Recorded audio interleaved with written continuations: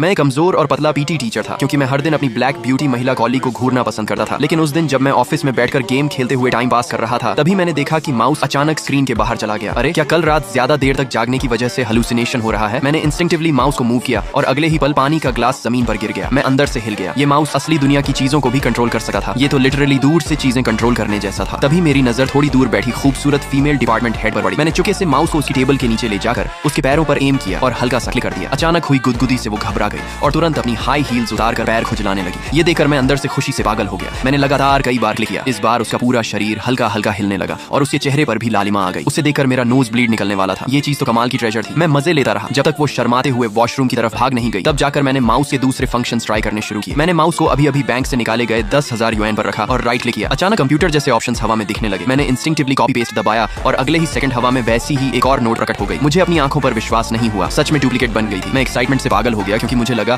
अब मेरी जिंदगी भी बढ़ जाने वाली है। लेकिन अगले ही पल मैंने देखा कि नई नोट का सीरियल कोड भी बिल्कुल सेम था। मैंने दूसरी नोट पर ट्राई किया, फिर भी सेम रिजल्ट आया। मतलब ये सारी नकली नोट्स थी। अगर मैं इन्हें यूज करता तो तुरंत पकड़ा जाता। फिर मैं अमीर कैसे बनता? मजबूरी में मैंने दुखी होकर माउस को उन नोट्स पर रखकर डिलीट दबा दिया। फिर मैंने अलग अलग चीजों पर एक्सपेरिमेंट करना शुरू किया। मैंने माउस को एक पेन पर रखा, कॉपी पेस्ट किया और अगले ही पल वैसा ही एक और पेन सामने आ गया। मैंने उस कॉपी पेन से पेपर पर लिखकर देखा, वो ओरिजिनल जैसा ही था। तभी अचानक वो खूबसूरत फीमेल हेड जाने कब मेरे पीछे आकर खड़ी हो गई। और क्योंकि मैं माउस की नई पावर्स डिस्कवर करने में बिजी था, इसलिए कंप्यूटर पर खुली टाइम पास वाली वेबसाइट बंद ही नहीं कर पाया था। वो मुझे डांटने ही वाली थी, लेकिन अचानक रुक गई। फिर गुस्से में बोली, तुम सच में सुधरने वाले नहीं हो। लेकिन उसने प्रिंसिपल की वजह से ज्यादा कुछ नहीं कहा क्योंकि प्रिंसिपल उसका बॉस था। मैं भी चिढ़कर बोला, हाँ निकाल दो नौकरी से, जैसे मैं तुमसे डरता हूँ। तब वो बोली, तुम जैसे लगभग 30 साल के आदमी के पास ना घर है, ना कार, ना सेविंग्स, ना गर्लफ्रेंड, हर महीने सिर्फ 3,000 सैलरी लेकर जी रहे हो। तुम्हारे अंदर इतना एटीट्यूड कहाँ से आता है? उसकी बातें सुनकर मेरा खून खौल गया। मैं कैसे किसी लड़की से डर सकता था? इसी बीच मेरे हाथ का माउस जाने कब उसकी तरफ पॉइंट हो गया। राइट क्लिक करने के बाद मैं कॉपी पेस्ट करने का मन दबाने लगा, लेकिन तभी नीचे दिख रहे डिटेल्स ऑप्शन पर ध्यान गया। मैंने जैसे ही उसे क्लिक किया, अगले पल उसकी पूरी इन्फॉर्मेशन सामने आ गई। नाम लिन चुयू, उम्र 25 साल, हाइट 170 सेंटीमीटर, वेट 50 किलो,